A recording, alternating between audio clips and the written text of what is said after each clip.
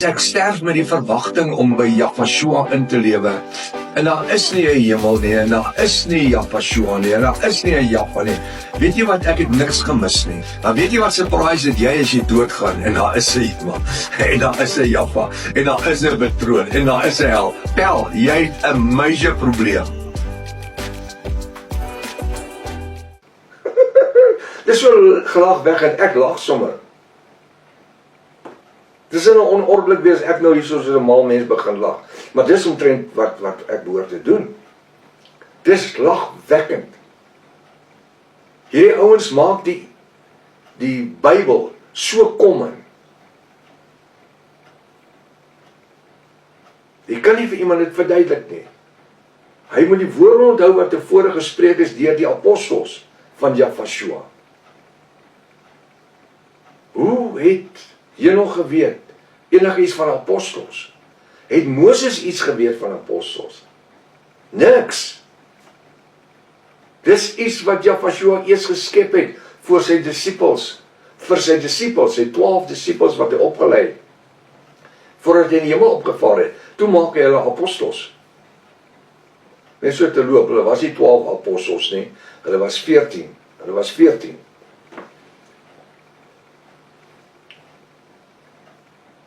So hy sê, onthou van tevore die woorde gespreek is deur die apostels van Yahshua. Deur wie?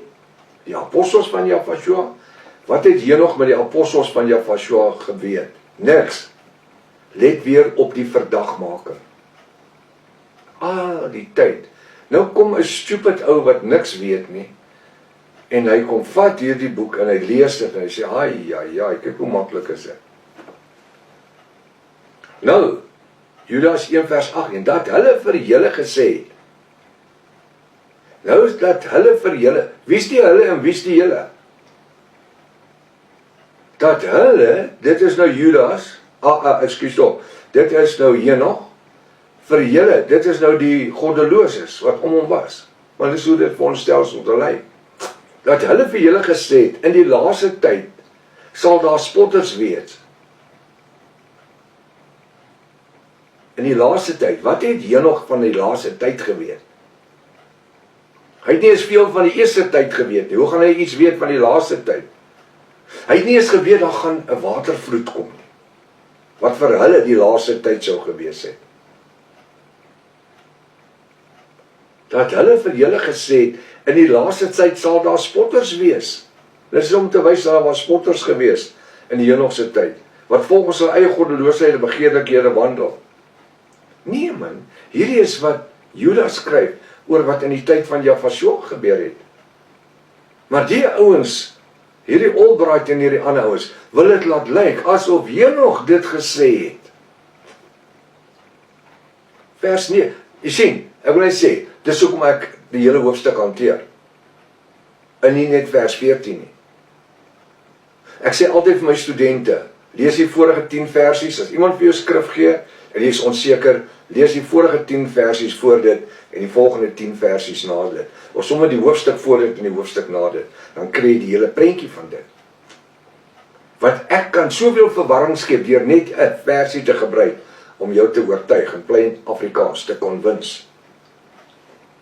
Nou sê hy in vers 20, ons luister wat sê hy so in vers 9 en ek wil vers 18 weer lees, dat hulle vir julle gesê het, in die laaste tyd sal daar spotters wees. Dis nou om te sê, daar was spotters in die tyd van Henog, wat volgens hulle eie goddelose begeertes wandel. Begeerlikheid, ekskuus tog. Vers 19, dit is hulle wat skeuring maak.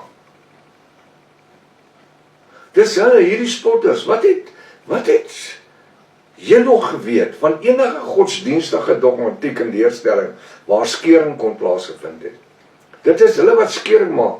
Sinnelike mense wat die gees nie het nie. Wat het Henog van die Ruach, die gees is die Ruach HaKodesh. Wat het Henog van die Ruach HaKodesh geweet? Niks. Azikolo. Nothing.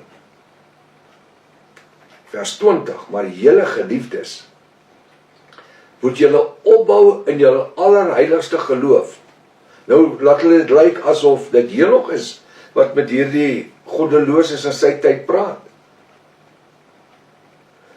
Maar julle geliefdes, nou wie is die geliefdes in ons tyd? Dis die bruid.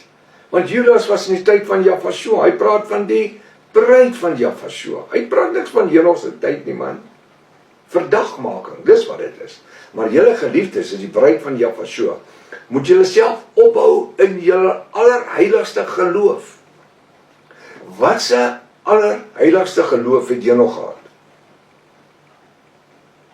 Hy het nie eens geweet om met Jaffa te praat nie. Want daar was nie 'n verhouding gewees nie.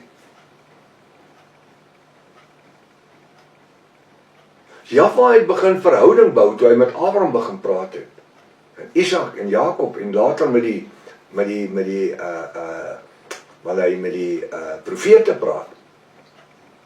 Maar julle geliefdes, die bruid van Jafashua, moet julle self opbou in julle allerheiligste geloof en in die Heilige Gees bid, die Ruach HaKodesh bid.